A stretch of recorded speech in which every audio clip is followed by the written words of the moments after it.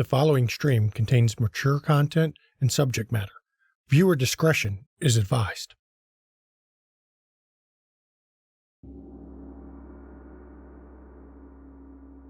In the beginning, the Maker formed the angels of the dawn, whose purpose was to carry the will of the Maker with creation. It was our love of you that led to revolution in the heavens. In the end, our efforts failed. The race of Adam and Eve buckled from the weight of revelation and turned their backs on us. We were prepared to suffer pain and indignity at the hands of the heavenly host, but our fate was far crueler than we could imagine. Our punishment was to be forgotten, consigned to an empty void, barren of anything but us until the end of time. That was until cracks appeared in the boundary of hell. Our dukes, seeing their chance, sent us through the cracks with a simple command: free us and vengeance will be ours. We arrived on a world already on the edge of ruin, and we have seen mankind has suffered enough for our sins. Our hope is that there are others who can remember that they were once angels, and together we can make the world right again, whatever the cost.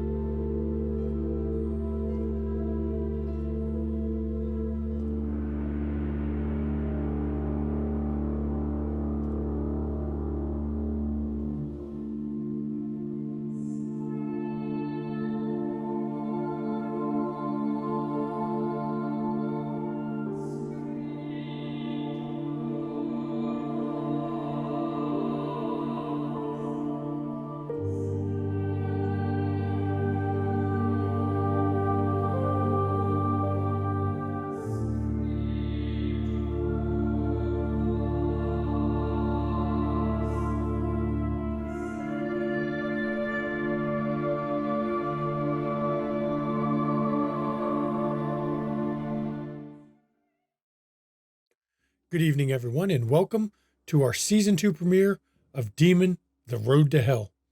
Tonight, before we kick off the live episodes of this stream, we will be doing a series of scenes to show you what the returning cast has been up to, peek into their existence in between seasons, as well as the new additions to this choir. Please enjoy the episode. In this next scene, you'll get a peek into an event that happened to Carsador shortly after the events of the first season. Please enjoy. For this scene, these events are set about a week after this choir of angels took down the baby Earthbound.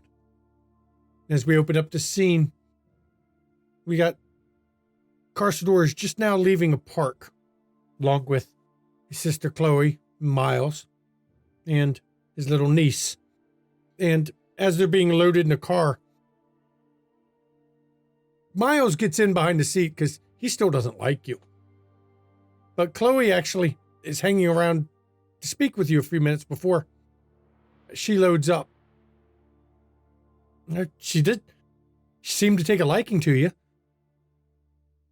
I wasn't aware that half of the meeting would just be her running circles around us while we talked. Well, she is a kid. Come on, you know how that works. I just haven't been around kids much lately, I guess. Yeah, don't worry. She ran ragged now, and when we get home, she's gonna probably pass out. Crawl into those very impressive bunk beds that he made. Yeah, I mean, she enjoys it.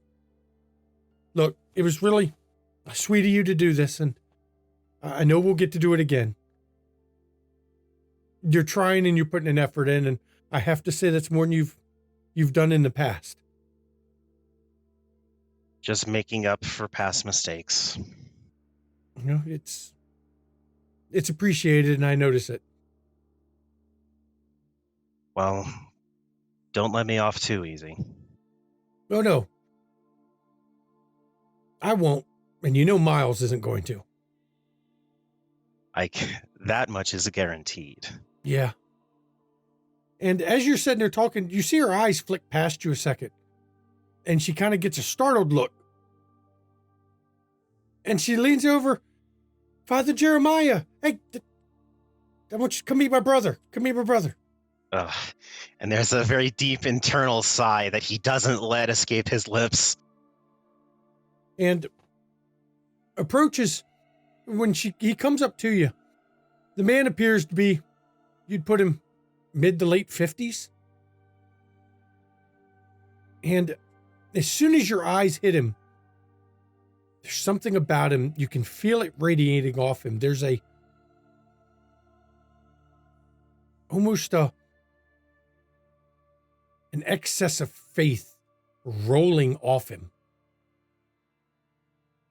Now, while you don't have the ability to look and see the beacons that human faith has, you can still sense it. And in this man, it is strong. And as soon as his eyes look on you, you see him narrow slightly.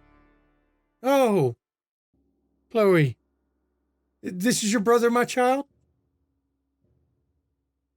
Yes, sir. And I'll hold out my hand. My name is Clark. And he looks at your hand, and when he reaches out to shake your hand, for just that instant, you get that, once again, that feeling that you've gotten from being around that furniture at your sister's house. A sense of being unclean or unworthy. I'm interacting with my opposite. As soon as he shakes your hand, he snatches his hand back. I'll actually do the same. You said your name was Clark. Yes, sir. My sister's told me much about your service. Chloe's like, I've been trying to convince him to come. And Father Jeremiah actually, he gets an odd smirk. Yes, I doubt your brother would spend much time in church. I've never found anything wrong with them. It's just I'm usually too busy to attend. Mm-hmm. Chloe goes, well, we've got to run. Miles has got a business call he's supposed to be attending, but seriously, Clark, it was good to see you again. And I'm glad I'll you reach had fun over with and give her a hug that's not as stiff as it used to be with her, but still not the most affectionate hug. It's better. And she hugs you back. It's like a textbook definition of a hug, which is to say, too calculated. And you notice that Father Jeremiah has not moved. He is standing there just watching you very closely. And then I'll wave through the window at my slowly passing out niece. And she waves back. And then I'll give a polite nod to Miles as they start the car up and stuff. They start and drive off. And Father Jeremiah is still standing there looking at you, staring at you. I'll turn and look back at him.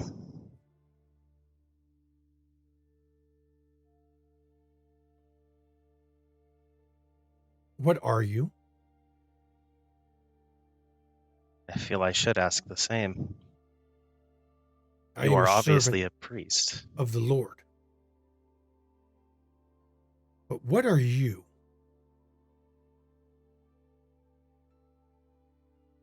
I was once a servant of the same.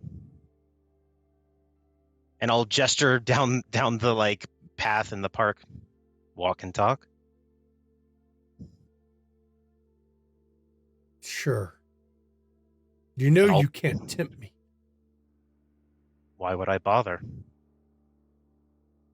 I've read. I know what you're here for. That is what you do. You tempt us. I'm not good with people. I cannot tempt anyone. And he starts to walk through the park, and it's odd because you know this part. You were in this park not too long ago, actually, where you manipulated quite a bit of gravity and then shot. Do I happen to see any leftover bits of crater, or have they been cleared away They've been by this cleared point? up.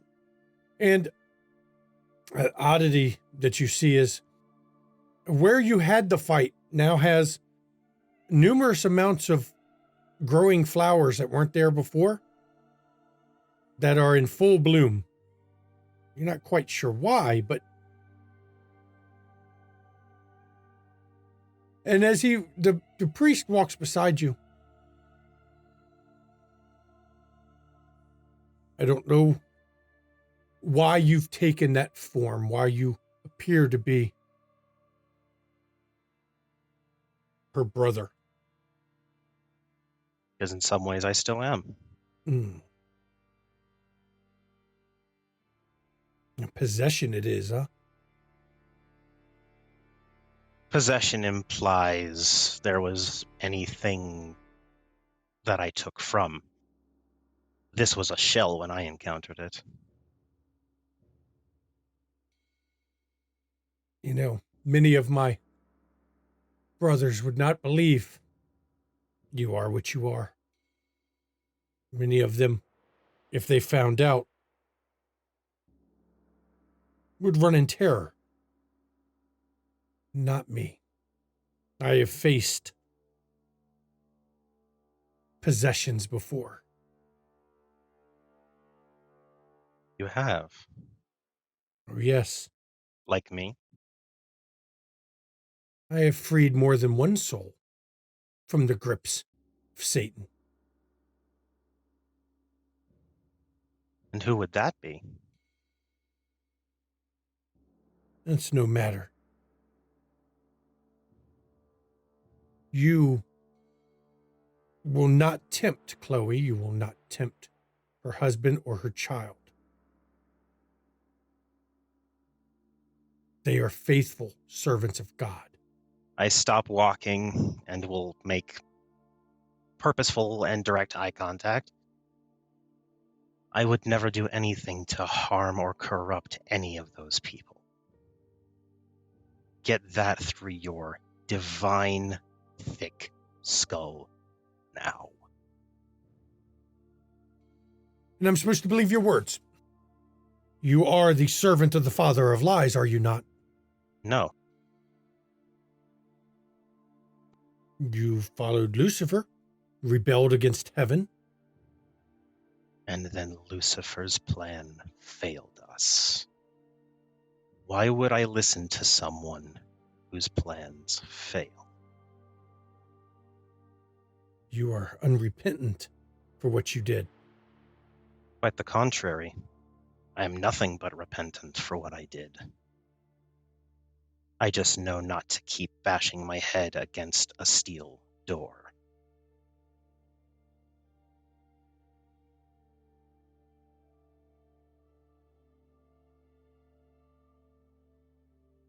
So, you have not answered. Why are you here?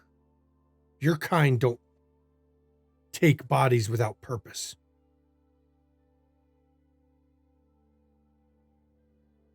Truly, I don't see how that is the concern of one man.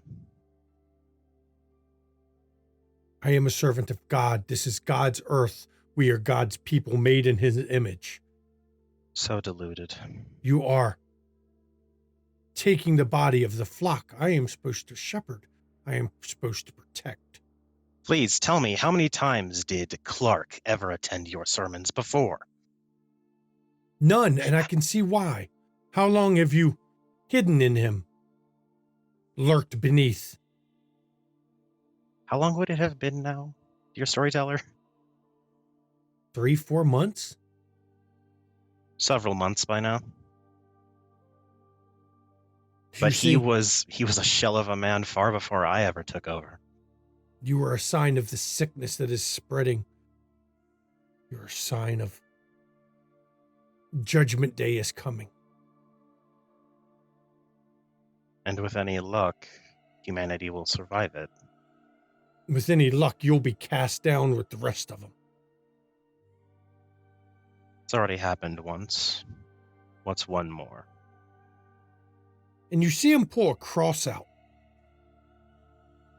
In the name of the Archangel Michael, I cast thee out. In the name of the Father and the Son and the Holy Spirit, I cast thee out. And as he says it, you feel something push against your hold on the body. It's just digging my metaphysical claws back in. Then I can't leave this. I can't leave this fucking thing. You can feel No it, way. though. You didn't think anything could push you out, but you feel it pushing against you.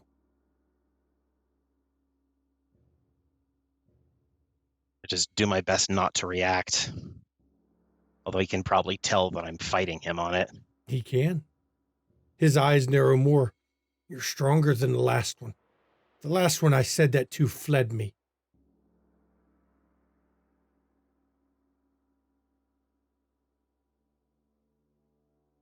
I'd like to try and throw him off a little bit, Storyteller. Go ahead. See just how unshakable this faith is. I'm going to start muttering a prayer. Just the Lord's Prayer. Our Father, who art in heaven, hallowed be thy name. Thy kingdom come, thy will be done for us as it is in heaven. And just go through the whole thing as I stare at him. Don't you know? The father of lies will come to you and quote verse. The father of lies will speak the truth of the Bible.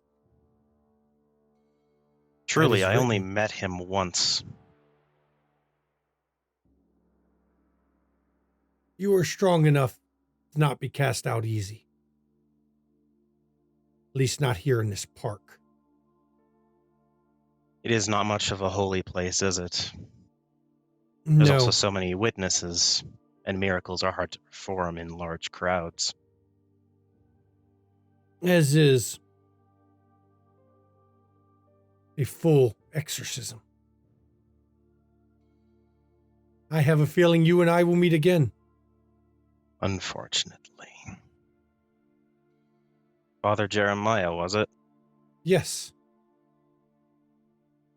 I'm not going to bother to say your name. You are not her brother. It will be odd when you have to address me as such still, though. Because there's no other name that you shall be given. That is fine. I do not need a name. All I need is the power of our Lord. Tell your master, the Prince of Lies, his servants are not welcome here. Tell yours the same. Oh, wait. And you see, he actually, that seemed to score home on him.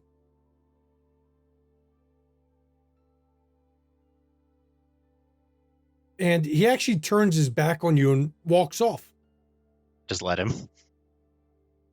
leaving you wondering what the hell almost just happened, because you've never felt pushed out of that body. Yeah, no.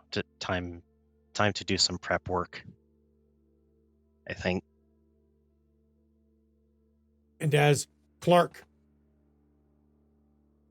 decides it's time to find a way to better bolster your defenses against mortals That. doing things they shouldn't. Not in that much abundance. No way. And in another place that is close to here but far from here as well, a place outside of time and space in many ways, there is a Duke of Hell who has called forth more of his servants to command them to break free from the prison, escape through the cracks, and to return to Earth to find out why his wayward servants, his vanguard that were sent out to free him, have not freed him yet, nor have they sent sacrifices to him, nor have they attempted to contact him in all this time. Your Duke has become impatient. And We've this is had where other we'll end things this to do. scene. See you in the next scene, everybody. In this next scene, we get to learn about a new member of the choir and what they did in the past and who they are now. Please enjoy. In the beginning, the Maker formed the angels of the dawn, whose purpose was to carry the will of the Maker with creation. Who are you? I was Agareth the Shamash. And what was your role in creation? Working with another, I gave humans the inherent knowledge to look to the stars for guidance. And on that fateful day, when Aramel saw the blackness coming, foresaw the war, and Lucifer chose to reveal yourselves to humanity, why did you fall? Knowledge is useless unless shared. Humans had a right to know. And with that act began the War of Wrath, war of many atrocities. What was your role in the war? I collected and distributed intelligence. And in time, the war was lost. And the heavenly host drug you before the gates of the abyss, bound in chains. And there you were sent into the abyss, with only Lucifer, his head held high, him unbound. How did you feel as you entered the abyss? Lost. Couldn't see the stars anymore. Useless. I couldn't share what I knew. And now we flash many eons later. Man is working in the lab. Scientist by his clothes. He's waiting for some results on the computer, isn't he? Yes, he has been dedicating pretty much every waking moment, compiling the data, waiting for the results. This could, he expects, make his career, his name in the lab, in the community. And as you're waiting on the results, one of your fellow scientists walks in. It's Robert. Is it done yet? These things take forever, man. I would imagine immediately he is oblivious to him, more focused on what he's doing. So it would take a couple of Earth to Thomas. Earth to Thomas. It's not ready yet. You know, I tried to get him to dump some money on some better computers than this, but you know, budget cutbacks here. They keep wanting to put all the money into the damn football program again. Of course they do. It's always that way. Well, you want a cup of coffee? I'm going down to grab some coffee. I know you're not going to leave here till it's done. Yeah, no, that would be great. Thank you. And he steps out of the room to head down the hallway to get a coffee. And as you're waiting, there's a ding from the onboard speaker of the computer. Sounds like your results have come in. Immediately, he'll open up the program, looking, speeding through the data, just, trying to get like a cursory, making sure everything looks good, and then go straight to the result. As you scan through it, red flags are already going off as you're scanning through it. It's not looking right. When you get to the result, unfortunately, it's the exact opposite of what you were looking for. As each of those red flags registers this, he can feel his heart racing, like the buildup of a panic attack. This doesn't happen to him. He's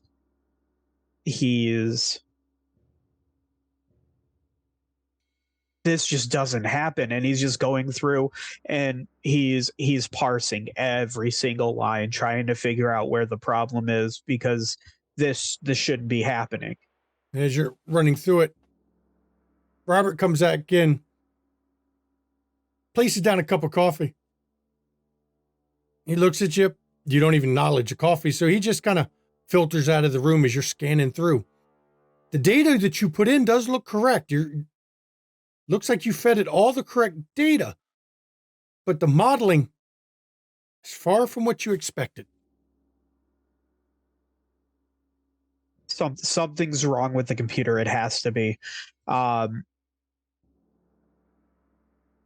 He's just kind of like rocking back and forth, mentally working himself basically into the panic cycle where it's just feeding that loop where it's just he gets lost in the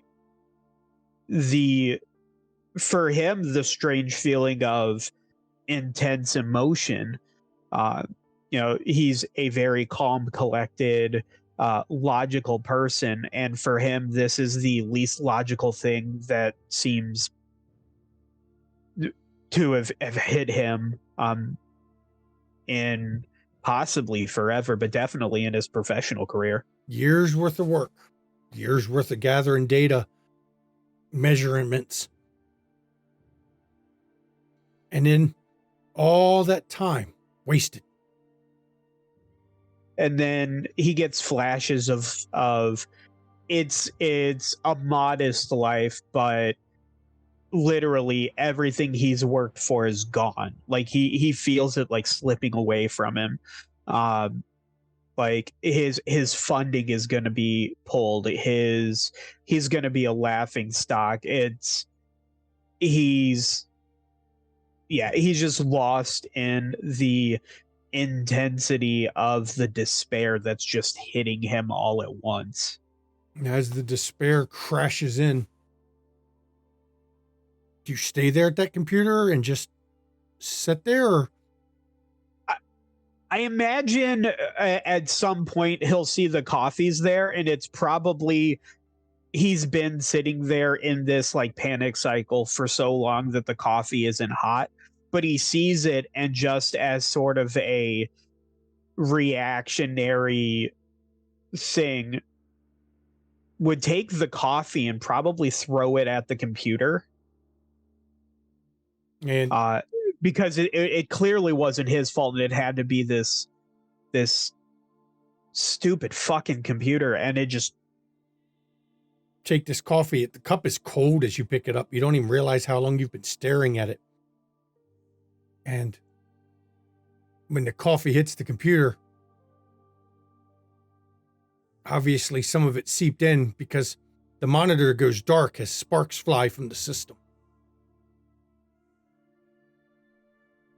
Somewhere in another part of the world, but not this world.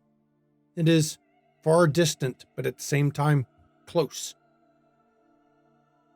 There is a prison of nothingness, prison of non-existence, and you have been in it longer than time can tell.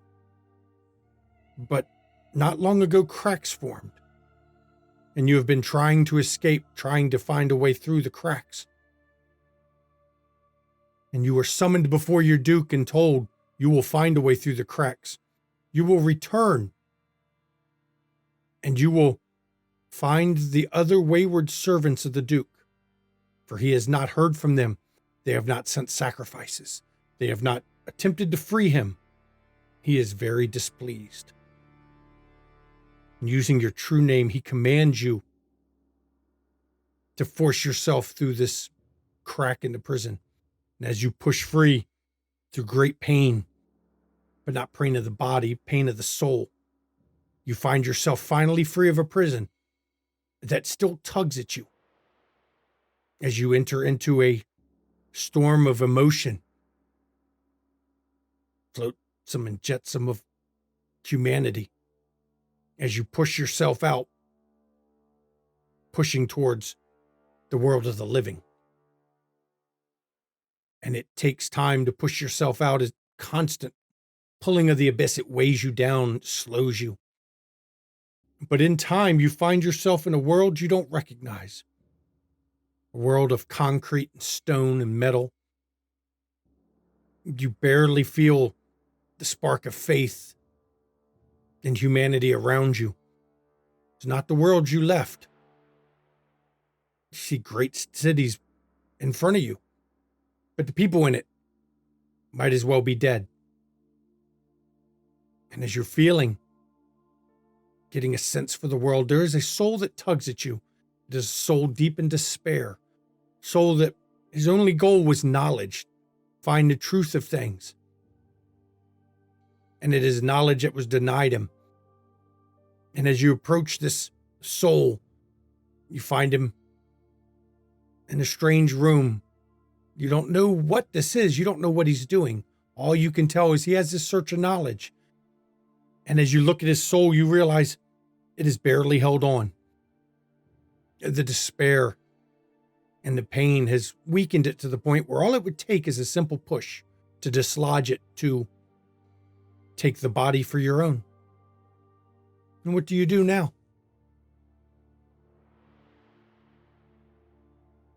If I would, without even considering, almost without emotion, he would sort of step in and take the place of the spirit, understanding that if what this creature seeks is knowledge, he'll give him more than he ever bargained for. And as you step into the body, the soul that was in it is broken free. It is released. You don't know to where. And all the memories, loves, hates, success, failures, the pain of his last 10 years spent working to prove a theory that would set him for life. All of it crashes in. And on top of that, emotions you never were designed to feel, sensations.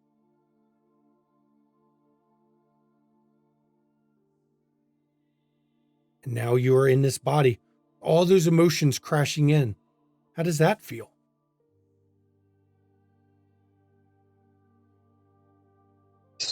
So much I don't know. So much I'm learning. I imagine it's exhilarating. It's overwhelming. But then also getting this human's fascination with space. There's a twinge of pride there. The memory. This human got it. Except the memory that crashes into you. You helped create space. You helped create it all. And it's not what you created anymore. All the perfect symmetry, perfect orbits, the perfect everything that you helped lay out. You can see the entropy in it all now. It is slowly winding itself down.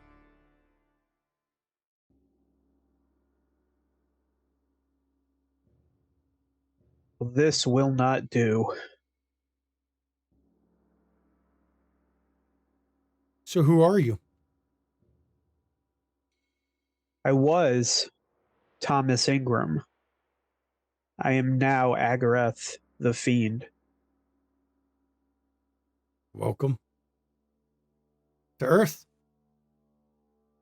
In this next scene, you'll get a little peek into an event that transpired with Arazeth in between seasons. Please enjoy. The events of this scene actually take place about a month after that fateful night where an Earthbound was destroyed. A summer vacation is very soon to end for Virginia's children. And Virginia, you're home tonight. Who's there with you? Mary is. Elliot is spending the night with his best friend. And we've just finished dinner. And actually Virginia's in the kitchen preparing some popcorn because they're going to be watching a movie that Mary wants to see tonight. And as you finish the popcorn, you go out in the living room and Mary's there on the couch with the... Well, it's not a drawing book. It's actually a bunch of construction paper that you've bought her in front of her and a box of crowns. And she appears to be drawing something while waiting for you to finish the popcorn. Well, Mary, popcorn's done. Hi, Mom. Let me finish my picture. Okay. We can stay up a little later, right? It's not bedtime yet. Yeah, it's Saturday. And you see her concentrating. You can tell she's concentrating on her picture because her tongue is slightly stuck out of her mouth. Not to the side, but she seems to bite her tongue a bit when she's really concentrating. And you see her doing it as she continues coloring. And Virginia sets the popcorn down on the coffee table. The coffee table has drawers in it, and she actually glances over at the picture that she's drawing. And you always know when she's drawing her. Mm-hmm. And once again, she's drawn a picture of her standing next to you. But surrounding you is another figure again. The last one was a dark figure with wings. This one, she has used a white crown on this brown construction paper to draw white set of wings and a halo around the picture of you. But the problem that you have as you look at it, she may be using crowns and she may be young. It is entirely too accurate, drawn with crowns. You're not even sure how she's managing to put some of that detail in with crowns. Virginia doesn't say a word. She opens up one of the drawers in the coffee table and takes out the other picture that Mary made. And there it is, still in the drawer. Same picture. Mm-hmm. But that one had the darker figure. Now, you do notice that this time, the previous one didn't have quite as much detail. It was more nebulous of a shape. You don't know why it's slightly different, why there's more detail on this one, but there it is. And Virginia sits back beside Mary and is watching her draw. And puts the other picture kind of next to Mary's current picture. And says, "What are these, sweetie?" What do you mean, Mom? They're pictures of you. See, there's me. And in this picture, she points to the old one. That's us coming back from the zoo. You remember when you went to the zoo and that guy was a jerk to us as we were leaving? Yeah. That was this picture. And this one is you when you pick me up from camp. That's what I'm drawing now. This is you picking me up from camp. Is that what you see when you look at me? And she kind of bites her lip a little. I don't see it. But it's what I draw. It's You sense it. there. It's You feel it. don't be mad, Mommy. I'm not mad. I'm just curious. I tried to tell Elliot and he said I'm a weirdo. Well, your brother doesn't know his butt from a hole in the ground. You said but. I did say butt. It's when I draw it and I look at it without it, it doesn't feel right. And it feels right when I add that. That's interesting. And she actually looks over at you. Where did my mommy go?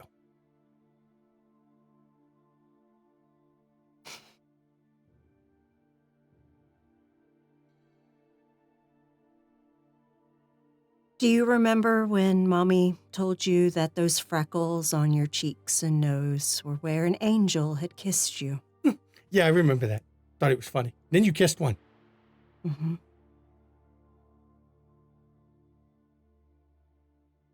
Angels are real, sweetie.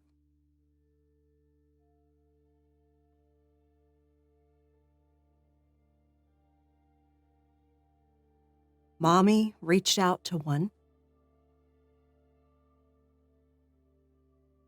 and she answered. I miss Mommy, but she was real sad. Yes, she was. And you're not as sad, and you take care of me.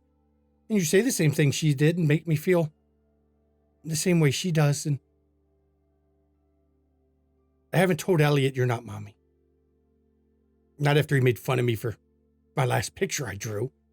Technically, I'm every living thing's Mommy. You're like old. You're like grandma old. Oh.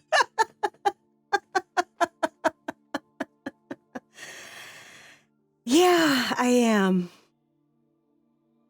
But you can't tell people because they'll think you're crazy. I mean, like Elliot? Yeah. But you can ask me all the questions you want. Ooh, that can be our secret. Yeah, it can. And she holds her pinky out. Girl Secret Club.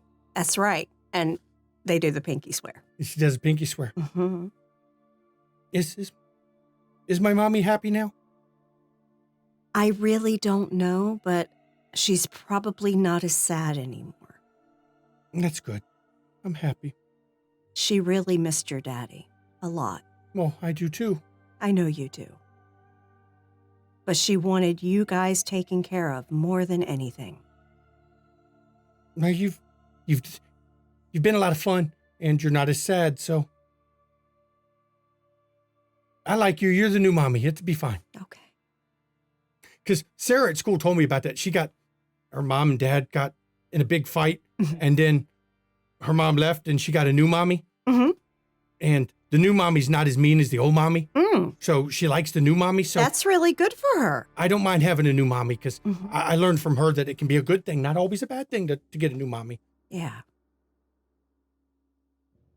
And, sweetie, if you're ever in a lot of trouble and you need me right away, say a little prayer to Arazeth. That's a weird name. And when she says it, you hear it echoing Hmm. in your head. I will come as quickly as possible, and you might be shocked how fast that is. Are you going to be a protector? Yeah.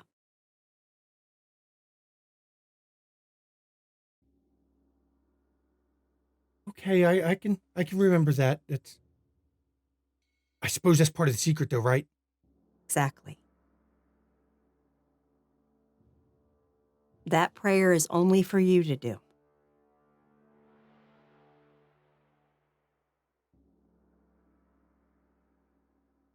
Okay. That's fine. I love our secrets. Our secrets are great. Do you trust me? Well, of course, Mommy, I trust you.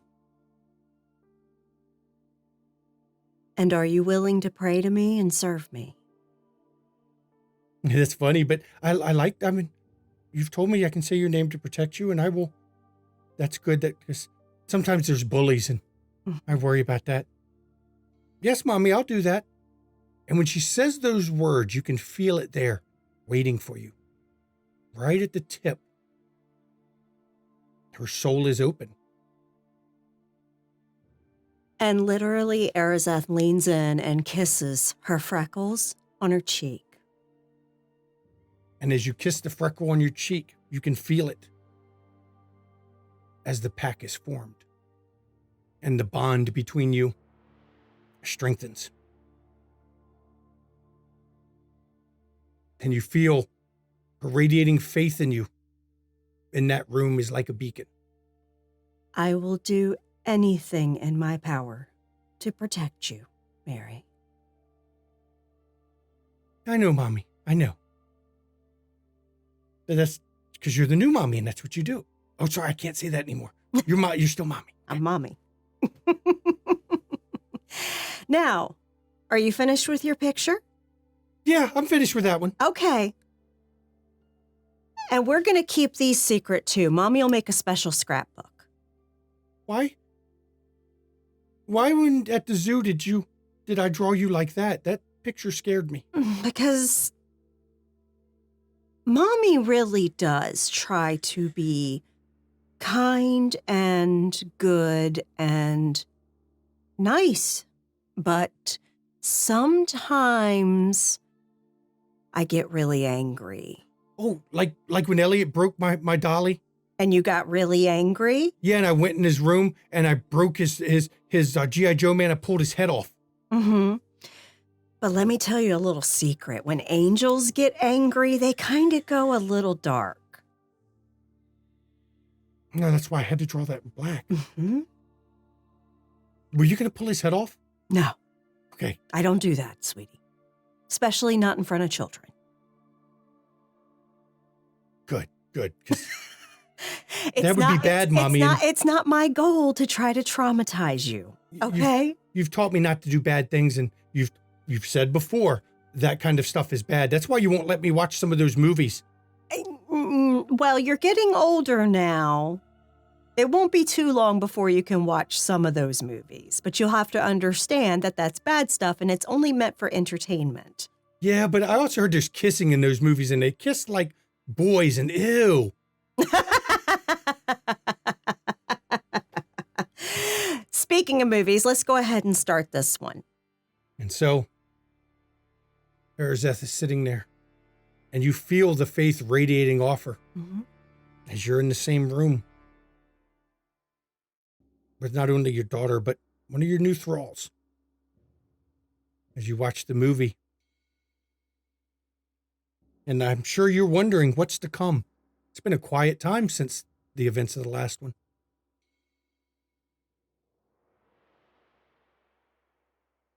Maybe in another part of the world, perhaps a servant of your Lord is walking this earth now too. Another one. As you have not spoken with him since you came up here. Fuck that guy. Thank you for this scene. Thank you, storyteller. In this next scene, we get to learn about a new member of the choir and what they did in the past and who they are now. Please enjoy. In the beginning, the Maker formed the angels of the dawn, whose purpose was to carry the will of the Maker to creation. Who are you? I was Bazazel the Nereid. And in the act of creation, what was your role? I created the subtext and emotion that existed behind words and music. And as creation went on, it came the fated day that Aramel saw the fate that lay ahead, the blackness, the wars. And it was decided that the heavenly host, a section of you, would go against the Maker's orders. Why did you fall? Because I knew that humanity would never experience the joy of the thing I created unless they were allowed to open their eyes and become more than just beasts. And so began the War of Wrath.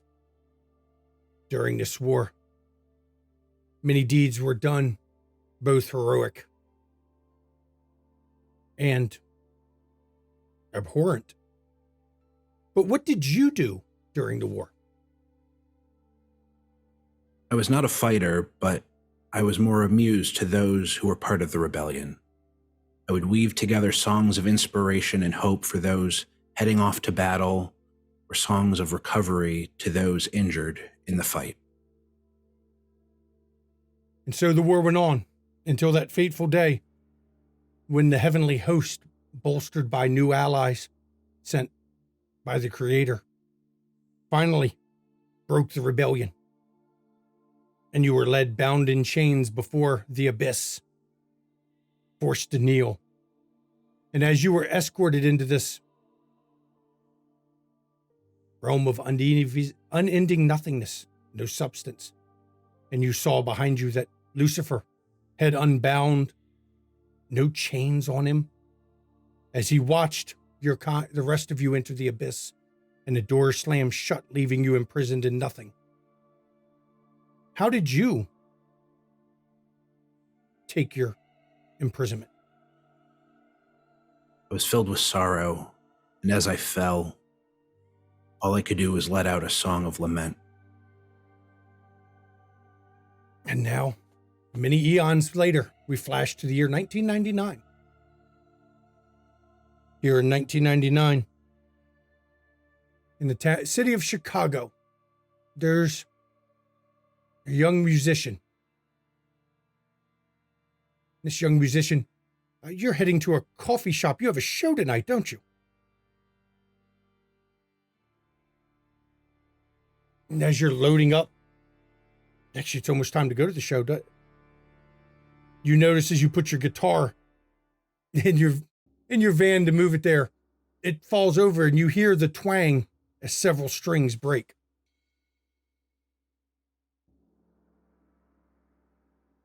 Well, shoot.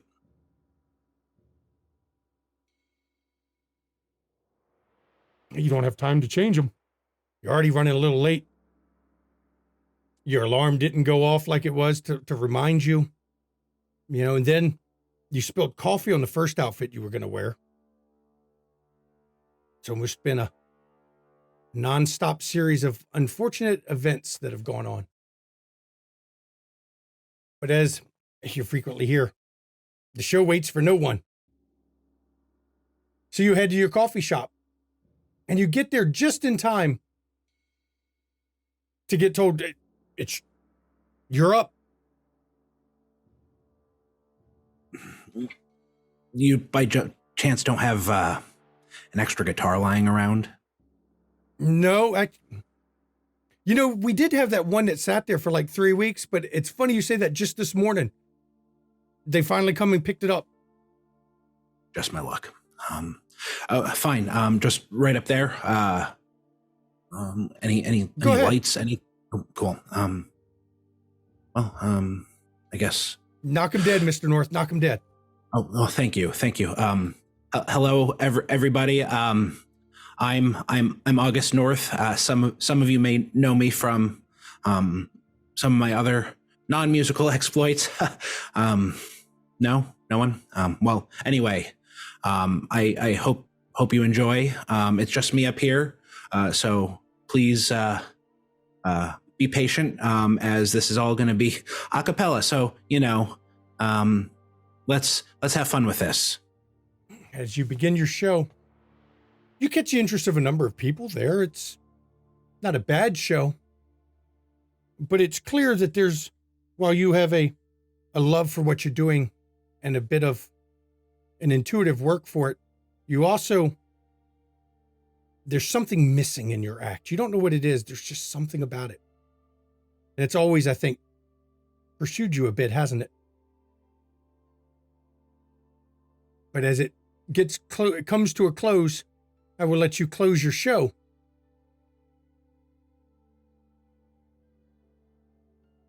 Maybe there's a God above. All I ever learned from love. How to shoot somebody who outdrew you.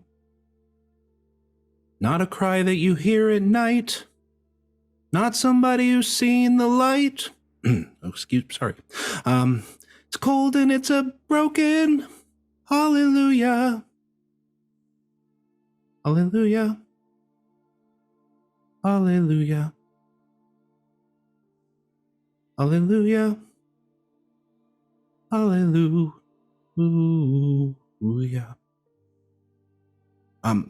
That's my time. Thank you all very much for coming and listening. And as you step down from stage. Woman, probably in her early 30s, comes up to you, and she's got, it looks like an old CD. You remember, you were selling that out of a trunk of a car at one point, weren't you? She's like, Yeah. I love you. I love you, Mr. North. Will you sign it? Will you just sign it for me? Do you by chance have a pen, marker, crayon, something? She pats her pocket. She pulls out a pen, and when you go to sign with it, it's out of ink. Give me one sec. Let me see if the manager or something has one. They've got to have. I mean, they sign receipts here. Well, I'll be right back. And I go up to the counter and You go up to the counter. It's funny. The guy at the counter's name's Joe, running this coffee shop. And he's, yeah, I've got one. And he pulls one out and hands it to you. There you go. Thank you. I turn around, try and just go back to the woman. Who should I make this out to? Oh, you can make it out to Cynthia. To Cynthia, my biggest fan, Heart, August North. Oh, thank you. Oh, that's great. I love it. Thank you. Oh, my pleasure. Thank you. And she takes it and kind of scurries out of there. And Joe comes over. Don't sweat it. That I don't think they minded your little hiccup at the end. Oh, well, happens, easy to cover some of that stuff up with instruments, but what are you going to do? Yeah, but what happened to your guitar? Oh, the damnedest thing. On my getting ready to come here, slipped, strings broke. It was a whole deal. Didn't have time to restring it. So I was hoping that there might be one here. There wasn't. You make do. I mean, that's what they say, right? You just improvise, adapt, overcome. Right. But, lately, I figure if I had bad luck, that's more luck than the luck I have right now, Well, look, the universe is a complex thing, okay? You got the bad luck now. That means something's good's coming your way. I know it. Just don't stress it. Who knows? Maybe on your way home, you'll find a winning lotto ticket. I mean, good's coming. Oh, all that said, I believe you, really. I don't let it get me down. All a matter of just right place, right time, and luck. And all the bad piles up. Eventually, the good happens. I agree. Not to be rude. I should be getting home. May I get what I'm owed for the night? Sure. And he goes back to the bar, and he pulls out an envelope and brings it back over to you. Here you go. Cash Thanks. the way you like it, as always. Appreciate it. I just stuff it away. I don't bother counting it. Thanks. Hopefully, if you liked what I did, hopefully we can make this maybe a regular thing. Yeah, sure. I've been thinking of adding music to this place. Live music, bunch of nights. I mean, the coffee shop thing, it's working, but it seems to be dying out. As it's not as popular as it used to be. You don't get as many open mic nights as we used to. So I was thinking of, looking at the place. It's a nice location. Maybe we could make it a jazz bar at some point. Oh, there you go. Just a thought. I don't know if you sing jazz, but I'll sing the phone book if you need me to. well, I mean, it's always important to get acts right from the get-go, So I'll probably hit you up for that. Well, thank you. Sorry, your name again. Joe. Joe. Yeah. Joe's Coffee Shop. I'm Joe. Makes sense. Yeah, I wasn't original when I came up with the name. There's a reason things are a classic. No. And that just seemed like a good idea for people who go to that steakhouse next door. They can pop over here, get some coffee after they've had a steak or while they're waiting for their reservations. Seems like a good way to work it. Oh, definitely. Well, thanks again. Like I said, I should be heading out. And I extend my hand to shake And he his. shakes your hand. You'll do all right. Trust me. It'll all be fine. Have a good night, man. You too. As you step out, it's a cold night, but not so cold that, you are going to freeze. And as you're walking out, you're heading home, aren't you? Mm-hmm. Now, this right now isn't the greatest neighborhood that you're in. But normally it seems like a safe place for you to just come and go as long as you don't loiter around as much. But as you're heading towards your house, you hear a woman scream coming from across the street. You believe it's one of the alleys. Yeah, I turn to look to see if I see anything outright. As you're looking, it's kind of dark. It's hard to tell. But considering she just had you sign and autograph a CD, it seems Cynthia's across the street. And there's a man who seems to be speaking with her, but you can tell by the way he's speaking and she's looking panicked that something is going on here. I'd start kind of quickening my pace over there. Hey, what's going on over there? When you cut across the street, as soon as you get across the street, you can see the man's got a rather large knife. He must have been a fan of the early 80s movies because he's got one of those survival knives in his hand that he's holding out. And as you're getting close, he says, "Stay out of it, man. I just want her money. That's all I want. She gives me her money. Nobody will get hurt."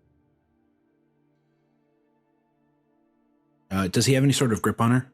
No, but she's kind of back to the wall and he's close enough that she can't seem to get past him without being way too close to the knife. You'd put him maybe 3 feet from her, easily with a knife out like it is to slash at her if she tried to run for it. I'd kind of put my hands up like, hey, I don't want any trouble here, but it's not worth hurting anybody. It's not. Get out of here. We'll forget this ever happened. Look, I gotta fucking eat. And I'd rather eat. Fine. I hold out my envelope. Take this. Don't hurt her. Let her go about her business, please. And he kind of looks at you, looks at the envelope. And you see him point the knife towards you. "Don't move, bitch. Don't move. You're quick, but you're not that quick." And then he kind of shuffles over closer to you and leans one hand forward to try to grab the envelope. As he does, I drop it and I try and get his arm. And he was wary for it, but he's apparently not used to somebody actually trying to resist, because when you get his arm, you manage to pull him forward.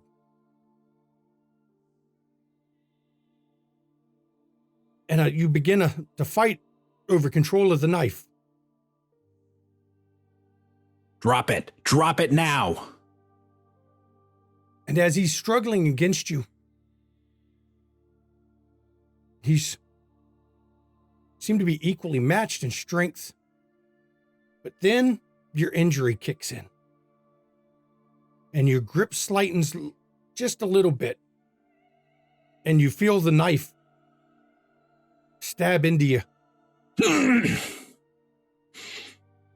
High on your side a bit. Not straight in. You don't even know how deep, but you felt it.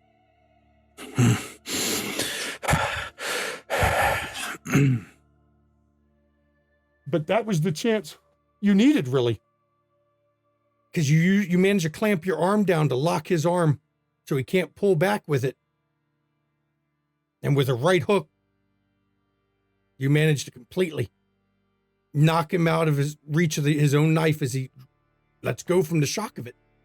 And as soon as he staggers back, he takes off running, knowing now you have the knife. Cynthia immediately turns to you. God, are you all right? Can't believe you did that.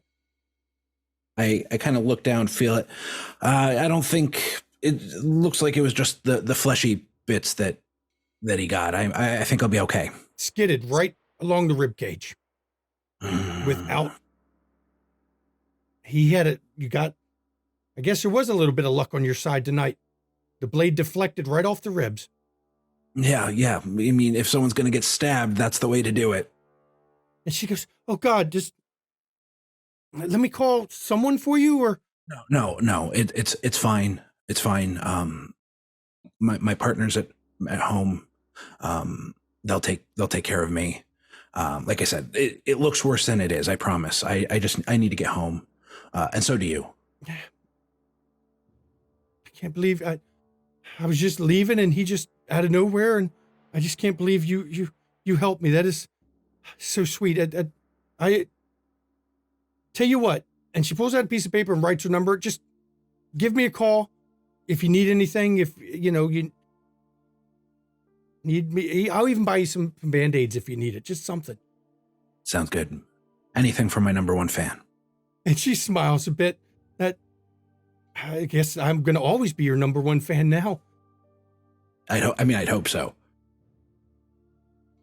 And as you go it to just step smarts. away, Don't mind these faces I'm making. It just smarts a little bit. well, she's worried, but as you go to step away, right there in front of her, you're right. The faces you're making, pain's hard to concentrate on, isn't it? The last thing you remember is her screaming, "Watch out," as the front end of a Crown Vic plows into you. As August North loses consciousness. And then somewhere far away from here, but also close from here, all at once, in an abyss of nothingness, cracks have appeared. They've been there a while, but you haven't been able to find a way to get through them, though you know many have.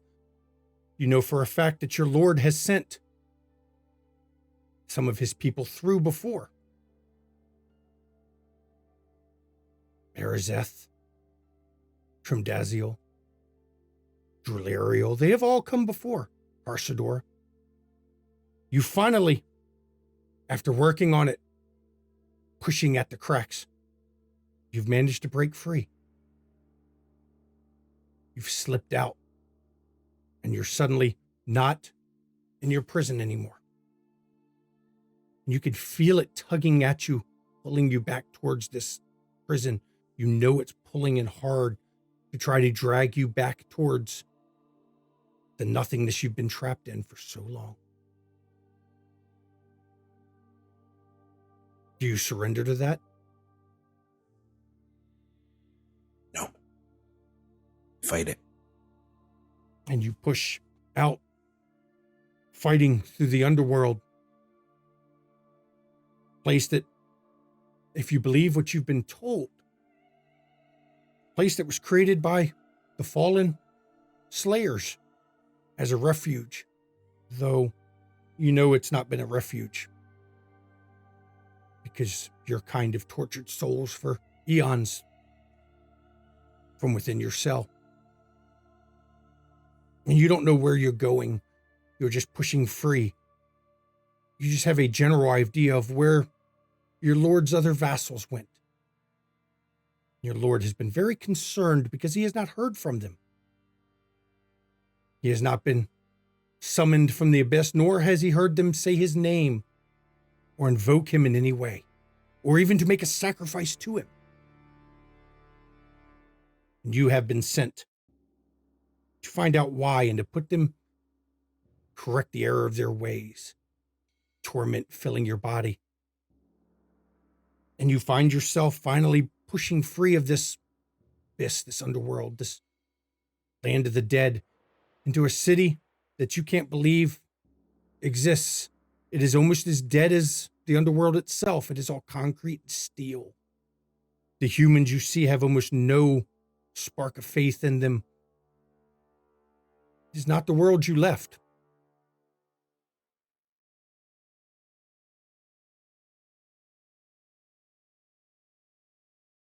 As you push around, you see so many souls. But there is one that seems to call to you. You see it in a street, lying there as the last of his life is leaking away. You know that his soul is just barely there and is about to snap.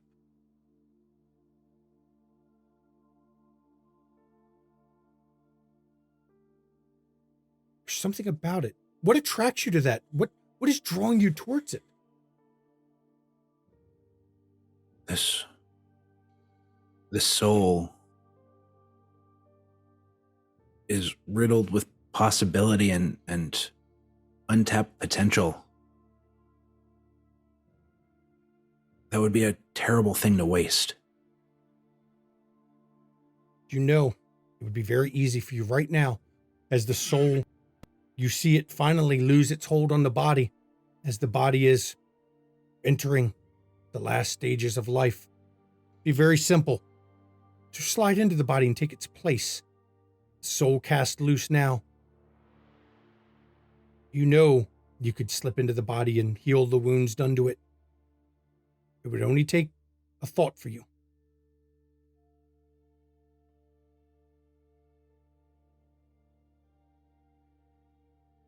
What do you do?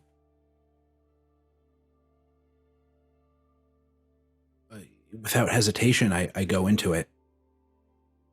And as you go into it, you've always experienced your own reality. You've never understood humanity. You've never understood what it was to be what you created. But memories of an entire life crash into you, of success, failure, love, hate, a willingness to create, succeeding sometimes, failing others, always looking for that muse, for that inspiration that's behind everything. And you can feel the pain. You never had a body before. You didn't know what pain was until you felt this car's impact.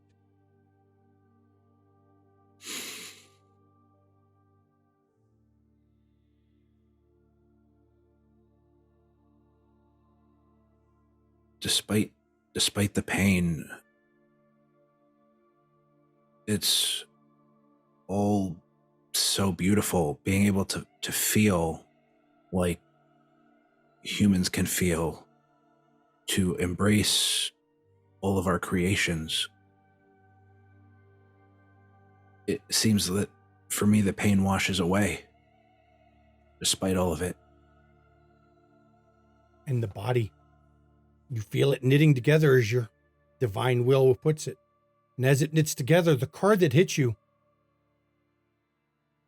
suddenly squeals off in reverse, turns around and leaves you there. And you have vague memories. You're still piecing it together. You haven't absorbed them all, of a woman you just helped save that is not there at the moment. You have to dig through your memory to understand what she said as she ran away. Probation. She's apparently on probation right now and is afraid. And it takes you a while to even link what that all means as you're filtering through August North's memories. That's also when it hits you that you seem to have lost some of yours in the process of taking this body. You know why you left the abyss. You know you were sent here. And you do know that when you left the abyss, you were ready to come and punish servants of your Lord, of your master. Is that still your plan, now that you have a human's lifetime of understanding?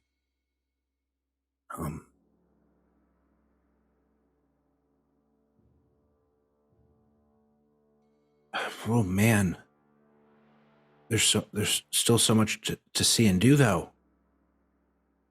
I mean, it's all so real and tactile. How can I ignore that?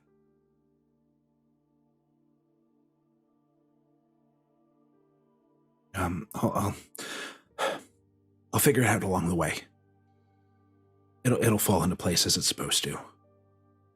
And as you reel under these memories and emotions and sensations that the Creator denied you, but gave to his creations under you.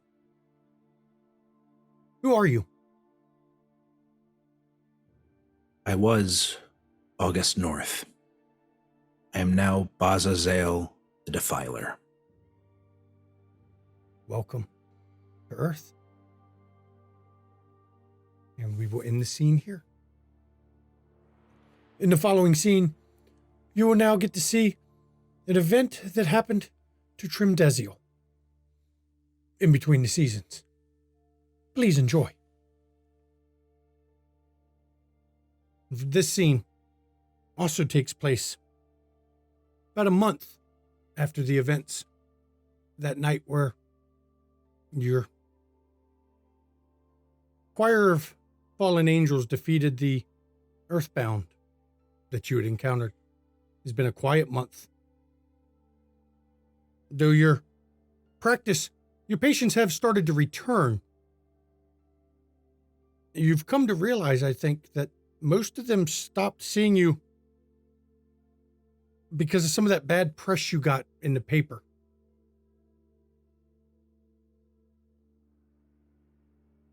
You know who's the cause of that particular bad press.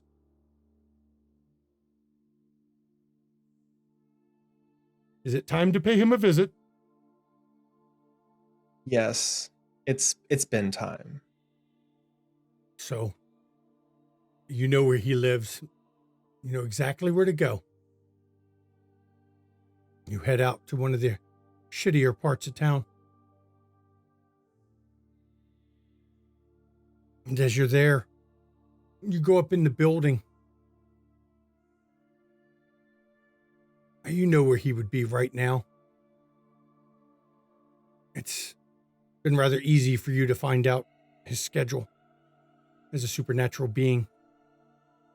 When you get on the roof, you see him bent over some plants that he's got tied up against a building to make them hard to see, but still get enough sunlight. And you can hear him on the phone.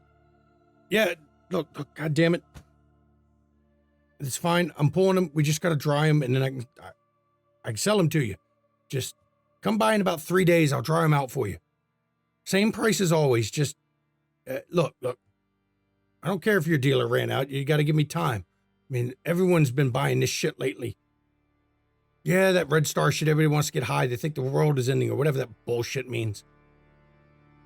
Yeah. Well, fuck you too then. You can just suck my dick. And you hear him slap the phone closed as he slips the flip phone into his pocket. And when he turns around after getting off this phone, he immediately jumps back as you were not even 3 feet from him. God damn it. Now, Marvin, no need for the theatrics. Theatrics, you demonic bitch. You fucking just scared me. I know what you are. Okay. This is actually a really nice place for this conversation. What conversation? The conversation you and I are about to have. Kathleen / Trimdeziel kind of turns towards the sun as it's starting to go down. She's just like, come over here, stand next to me. And he gets a look. Like, he's not sure if he trusts you enough to do it, but then his own misplaced misogyny kicks in, and you see him straighten up because he won't admit to himself he might be afraid of a woman ever. Even if you both know, even before you were Trimdeziel, who would win if he starts shit. Oh, yeah. And he gets that strut. It's not going to change anything. I know what you are. I'm going to expose you. Marvin, just watch the sunset with me. Think about whatever it is you think about when you look at the sunset. Oh, you were always too goddamn romantic at times. Fuck. I'm not being romantic with you, Marvin. The love between us is dead, obviously. Just do it. And he stares off as you see the sun slowly dropping below the buildings and the last rays of light start to fade from the sky. So what did you feel? Did you feel anything? Felt like I'm standing next to a monster, staring at the sun like I've seen it every fucking day for my life. It's You just don't a have- sunset. There's nothing special about this. I tried to tell you that kind of stuff. There's actually is something special about it, Marvin. And she kind of turns towards him so she can look him in the eyes. You have to understand, Marvin, you are so convinced that I'm a demon. What's the counterpart to the demons? And as you turn towards him, you see him take an involuntary step back. He doesn't even realize he did it. The Lord is the counterpart to the demons. Don't you remember I tried to banish you once? I tried that and you laughed at me. But I know what you are. I know. The creator also had angels. You are so obsessed and believe that I'm a demon because you are, well, frankly, you're a misogynistic prick. So, of course, you see any strong woman as a demon because I'm a threat to your worldview as a weak man. So, In the name of the Archangel Michael, I banish thee. See nothing. she steps towards him. She's just like, Michael was a bitch.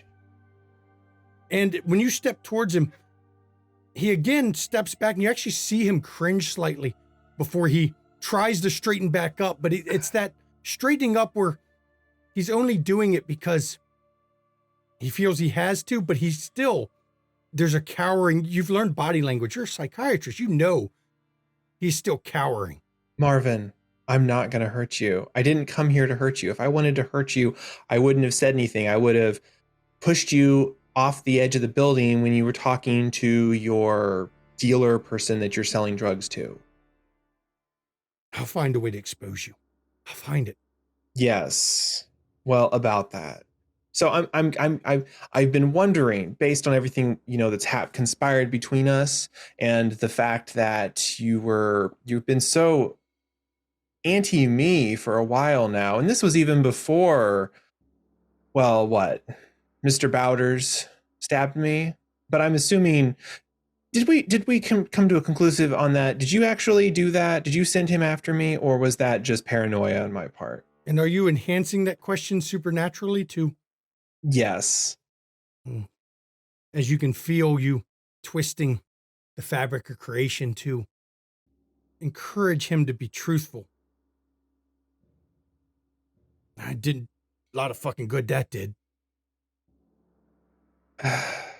It was really easy too. Saw him, invited him for a drink at the bar,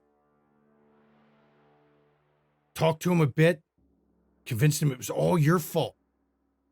Those meds you put him on, pushed him in the right direction. And then his eyes widened as he realized what he just said. I think we made a breakthrough, Marvin. Thank you for that. That helped. That is actually very helpful. How the fuck did you do that? Because you keep calling me a demon, and she kind of just sighs as she says demon, and she switches into her apocalyptic form. Not the high torment, the low torment. And as the form shifts, there's still remaining rays of sunlight as from the sunset as it cascades and almost puts you in a nimbus with the sunset behind you. As you show your full radiant self, diminished now compared to what you once were, but still very heavenly and celestial compared to what some of your more twisted brethren are. And he looks at you and his eyes go wide. And you see him throw himself to the ground, averting his eyes from you. Bless me, Father, I have sinned. Lord, I am sorry. Please. She kneels down in front of him and she actually puts her hand out and she's like, Marvin, please stand up. I'm unclean. I'm too unclean to see this. No. I must avert my eyes from... I must repent. I must make amends or something. Don't punish me. Do not send me to hell, please. Marvin, seriously, stand up. I'm not here to punish you. I was here to make you understand. And he struggles to stand. He seems to be torn between his feeling he should obey what he obviously sees as an angel of a Lord, his misogyny towards women, but also his feeling of uncleanness, and he's at war with himself, but he does manage to stand.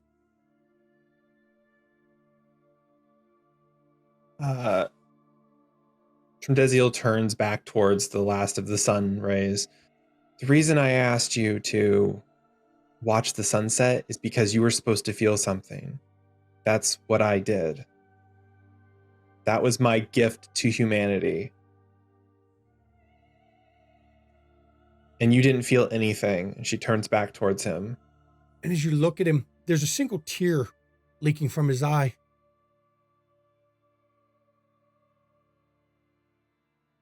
I don't feel anything anymore. I feel hate, anger. That's it. Why would the Lord do that to us?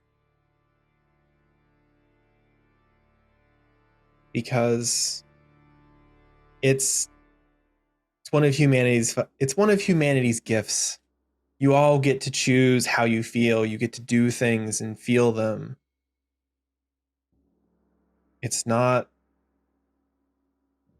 a lodestone around your neck like some of you think it is. It is a gift. It is a blessing in its own way.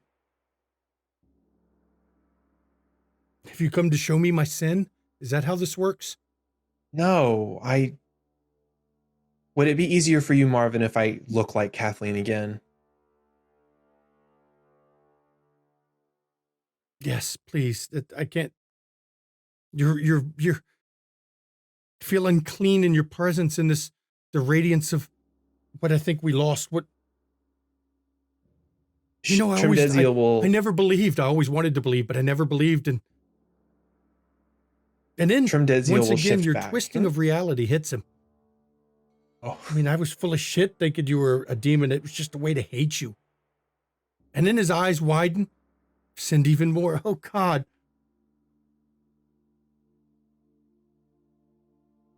As Trimdeziel takes back on the guise of Kathleen, you need to understand, Marvin, you actually did me a personal favor.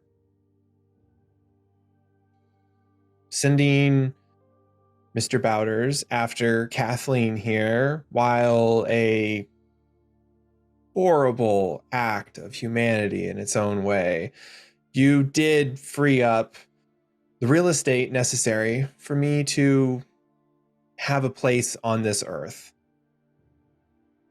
We can't interact with humanity without something like this. So in your own way, you helped me ascend to this plane. I do appreciate that. It has been very informative. So he did kill her? Yes. He stabbed her in the stomach and she bled out because there was no one to help her. He killed the receptionist. He killed another patient that was there who was trying to receive help. And then he killed poor Kathleen. And then I killed him. But she died and you're here. You've still been even paying the alimony.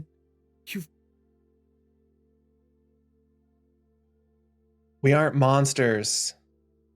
That's what I've been trying to make you understand.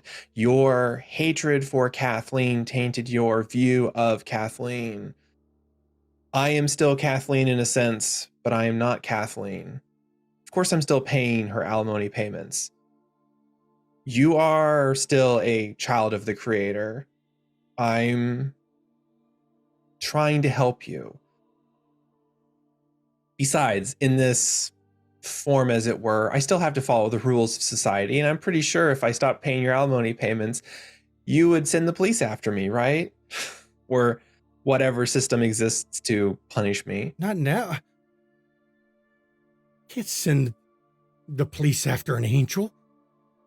Well, I need you to understand, Marvin, that writing hit pieces about me or selling pictures that you think show that I'm some sort of evil entity or whatever don't just hurt me, they hurt the world. I heard you mention the red star, and I've heard mention of that as well, and it's troubling in its own way. And if I'm supposed to help humans, help humanity in the days to come, I can't do that if you drive my practice into the ground with your stories. Or if you tell every person you meet that your ex-wife is a demon parading around the city or whatever. I'm sorry for that. Even with what I just saw, part of me still says you're lying to me. And I keep telling it to shut up. I'll stop. Marvin, you are extremely damaged. Kathleen left you because she couldn't be your therapist. But in a way, I guess, like, I can be your therapist, as long as you aren't going to keep trying to hurt me. I'll stop. Please don't take that form again. I don't want to feel that unclean ever. I don't know if you even understand what it's like. I'm sorry, I don't. Feel But that unworthy, to feel that unloved by your Creator before that celestial.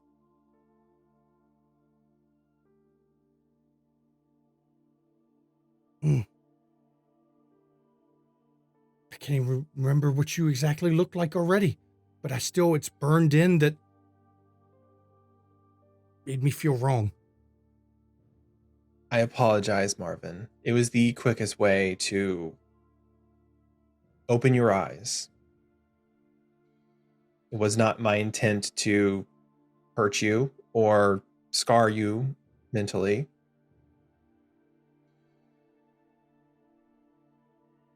There are battles coming. I can feel it.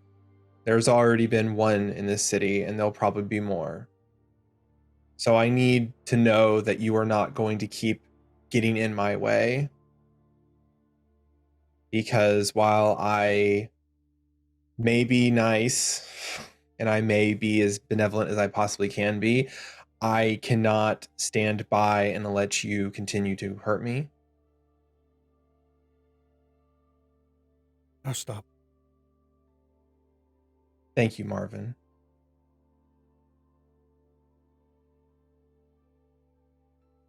I'm sorry. Apology accepted. But instead of being sorry, try to be better, Marvin. You can get help. It still is out there. You don't have to come talk to me about your issues. You can actually get real help. I will recommend people to you if you want. But you don't have to continue on this path of hatred and whatever else it is that is eating up at you and twisting you into this version of a man.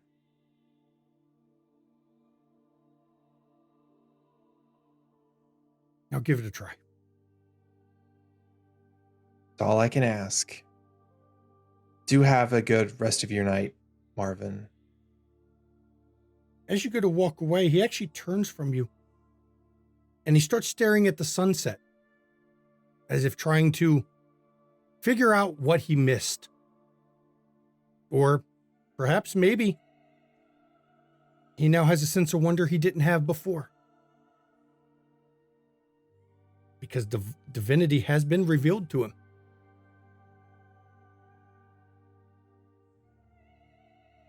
And also somewhere else in this city. In the city you live in. Another of your Lord's servants walks, freed from the prison, with a mission to find out why you have not sent sacrifices to him, and why he has not been freed yet. Thank you, Trimdeziel, for this scene. In this next scene, you're going to peek into an event that happened with Drulariel shortly after the end of season 1. Please enjoy. This scene starts just a few weeks after the Earthbound was defeated in that basement. It seems Rage Against the Planet, they got a little bit of attention because they were selected to open up for Alice in Chains on the Midwest portion of their North American tour that's going on. It's a pretty big deal to open up for a band like that. And as we open up this scene, Rage Against the Planet is just finishing up their set to the loud applause of the people out there watching. And as you're stepping off the stage, Jerry Cantrell actually stops as he's heading out on the stage to play. Hey, great job, great set, loved it. If y'all can bring that energy every time, I see big things coming for you all. Thanks. That means a lot, seriously. You got the crowd primed and ready? Time for us to go out there and play. Rick Leg. We will. And as they head out, Neptune and Jupiter, they're immediately clapping you on the back. It's so fun. And you're heading back to your dressing room. And the band is pumped. Man, could you believe this? Alice in Chains. I never thought I'd see the day. I still can't. I'm waiting for someone to pinch me and me wake up. I mean, I tried pinching myself. It just doesn't work. Here, let me try. And you reach over and pinch. Okay, yeah, nope, I'm awake. This ain't a dream. Oh, wow. I just can't believe we did this. And as you're sitting there in the back room and you all are cooling down a little because it's hot out on stage, Soaking up the high. there's a knock on the door. And security guy pokes his head in. There's Miss Cassandra out here. She says she knows you all. And immediately Neptune goes, oh God, here we go again.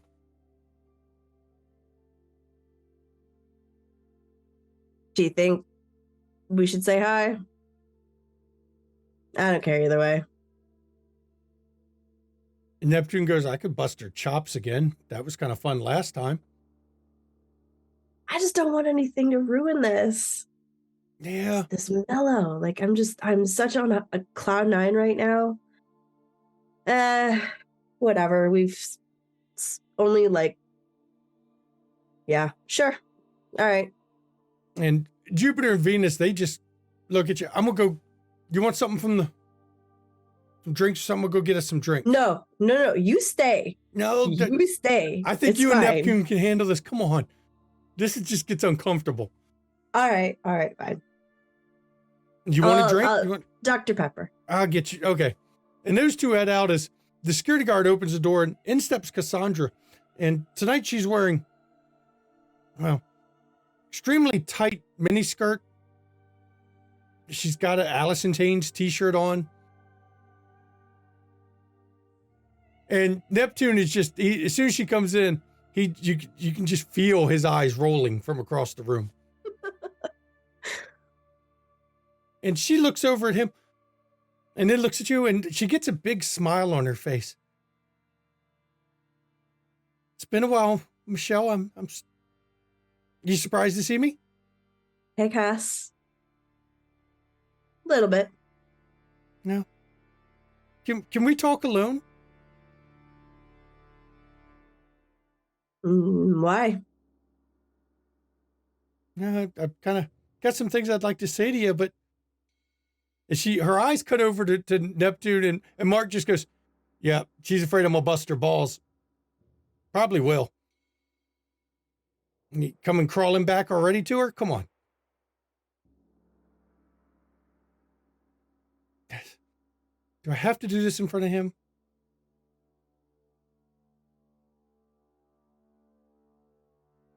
I don't even know what you want to do, but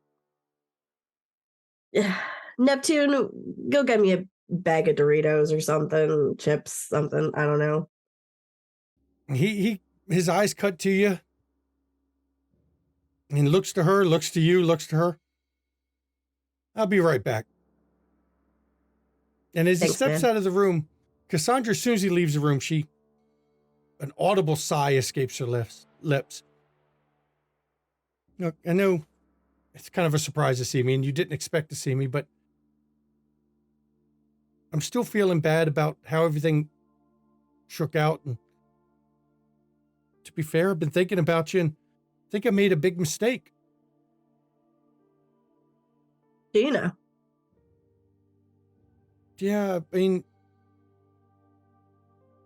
I've been looking and trying to find the right one, and call me a fool, I guess. I just didn't realize the right one was already there, and I just didn't notice it. I just let her get away. The right what? The right one what? The right girl for me.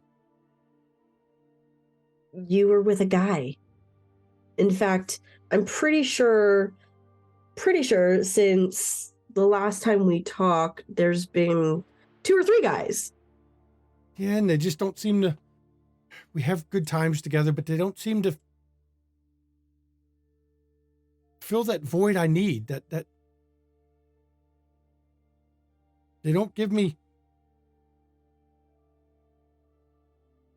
a sense of being complete. I mean, I have to say, I probably was that good. I mean, yeah. You're hard to forget, and now, okay, I was stupid. I didn't know what I had. I didn't realize what I had. Keep going. And now, look, I'm here. I'm willing to admit I fucked up. Will you give me a chance? No. What? No. Oh, come on. No. If you had even asked 4 months ago, might have been a possibility. Gone on a couple dates, picnic here, show there. Now, no. Not with you looking like this. With the Alice in Chains t-shirt and no. I know what this is. No. I like the band. Yeah, I know. I remember. Can't you just give it a try? Let me. Sweetheart, you have a better chance of trying to hook up with somebody in Alice Chains than you do me right now. And just saying. For a second there, her eyes widen. And she almost says something, but you're not quite sure. And then she kind of shakes her head. No, you're the one I want to be with. Uh-huh. I highly doubt that. I mean, look, do you want me to beg? I'll beg. If you're doing that, let me call Neptune back, because I'm sure he'd want to see that. Look, Cass, what we had when we had it, it was great. But you crushed me. Yeah, I probably got a pretty couple good songs out of it, but you fucking crushed me. I think in your best interest, you need to do some self-healing. I've done my healing. I'm over it.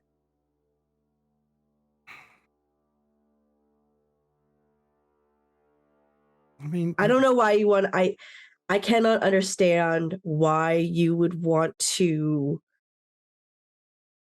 try again. But I mean, I've said what I watching need. you out on the stage tonight just reminded me of how good you were for me. So let me ask this. In all of the other shows that you've seen, how is tonight any different? How is it any different? Was it the crowd? Was it the money that I might be getting? Was it the fact that maybe you saw somebody congratulate us after? What was it? I mean, look, you were beautiful up there in the spotlight, and the crowd's going wild, and it reminds me of what I lost, and I want to be part of that again. Like I said, there's a few other bands performing tonight. Maybe you could try your luck with them. I'm over you, Cass. I'm done. It's about that time Mark comes back in the room. You haven't thrown her out yet? Just finished. And she looks over at you, looks over at him. Well, if you change your mind, you know where I am. I know where you'll be. And as she steps out of the room, Mark looks over. So what did the bitch want this time? What do you think? We just opened for Alice in Chains. What do you think? She gonna try the groupie girlfriend route? Yeah. Wow. I mean, I knew she was scheming, but come on. Oh, Lord. She even complimented me. You're the best I've ever had. There's a void now. What, did she get that shit from one of those cheesy rom-coms? I don't know, maybe. Not all of them are bad, you know. Well, not all of them, but lines like that. I bet you she was just hoping to hook up with you so she could try to, get in one of the damn dressing rooms of Alice in Chains. I told her she'd have better luck to just go try it right now. Fuck. Look, she's good looking, but I doubt she's that good looking. I've seen some of the women in the crowd. I don't think she has a chance compared to. I mean, taste is individual. Yeah, that's true. Oof. Yeah, but there's an old saying. Don't know who told it to me. Never stick your dick in crazy. Well, good thing I don't have a dick then. Well, you're safe for that, you see. You learned. Feel bad for who the next one in their sights. Mm. Tell you what, though, on my way to get the Doritos, I ran into one of the producers. Oh, okay. He wants to have a talk with you about. For real? Yeah, talking to one of the record labels. He thinks he can sign us up for a deal. Huh. Well, shit, I guess we better get our manager on the phone. Yeah, we'll have to drag her on the phone and see about working this. I mean, because, we're only on one leg of the tour, so if we can get something out of it quick, yeah, that'll help us for later. Definitely. We're only here for a short period of time. Yep. I'll go grab the producer and I'll go find Jupiter and Venus. They got sidetracked. Of course. Yeah, apparently they got not only soda machines, but there's also a small bar back there stocked for the bands. Yeah, nice. I think they're starting the celebrations early. They have gummy bears. Did you see it if they had gummy bears? I kind of want gummy bears right now. Let's go find out. All right, let's go. And the two of you head out. And as this is going on in another part of Chicago, there is a new fallen walking the earth, one that was sent by a duke you know, who has been sent to check up on his wayward servants that have not summoned them, has not sent him sacrifices, and have turned their back on the mission that they were sent here to do. And I would like to thank my player for this one. See everyone in the next scene. I would like to thank everyone who came out to see our Demon: The Road to Hell Season 2 premiere. Of course, this was just the introduction to the season. So make sure you return next week as we begin our live episodes and we further explore the story of this choir of demons. Of course, please take a moment now and join us on our Discord. All these shows that you see on our channel were cast from members on our Discord, and we do weekly Zoom hangouts, and we have a real supportive community. So please pop over to the Discord, check it out. If you want to catch our back episodes, YouTube, that's the place to catch your back episodes.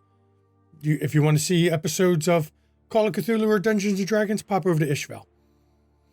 We have a list of friends here, people that we support, people that we try to shout out for them, great content creators. Please check out our list of friends over there. Pop over and see them. Tell them the McStabber sent you, please. Of course, you want to get some McStabber Studios merch, go ahead. It's totally up to you. We don't push all that. And as a reminder, bits and donations, those go to the players you see in the stream, not to the studio. If you want to give to the studio, subscribe here on Twitch or pop over to our Ko-fi and give us a coffee there. We do all of this knowing we're not going to really make a profit doing it, but every little bit helps support the studio and support the players who are the cast of our shows. Schedule this week on Saturday, we have Call of Cthulhu with the wonderful Dr. Tiss. That is at 3 p.m. Eastern. Join her band of Victorian investigators as they do all the stuff they're not supposed to. At Sunday, 5 p.m. Eastern, we have the Season 9 premiere of Windy City After Dark. 9 seasons already, everybody. You definitely want to catch that show. And then 8 p.m. Eastern on Tuesday, we'll be right back here for the first of the live episodes of Demon: The Road to Hell. And finally, everybody, so you know, mental health, it's not a joke. It's not a laughing matter. Please check in on those around you. Check in on family, friends, loved ones, acquaintances, the people you know. Please make sure they're okay, because a lot of people aren't. And they're afraid to reach out and ask for help when they need it. So please reach out. Be that lifeline they knew or they need. And if you do suffer from mental health issues, like many of us do, please reach out to those around you. There's nothing wrong with admitting you need help. We all need help sometime. But if you feel you can't reach out to those around you, in chat is a list of numbers you can call or text 24-hour days, 7 days a week, so that you can get the help you need. Please do this. We want you to be around forever. And since my wife isn't here, please get your COVID vaccines, get your flu shots. Make sure all your immunizations are up to date. We don't need to be a bunch of people walking around as Typhoid Mary, please. And fuck Putin. And I hope to see you all next week for the Demon Season 2 live episode. Hope you enjoyed tonight. Good night, everybody.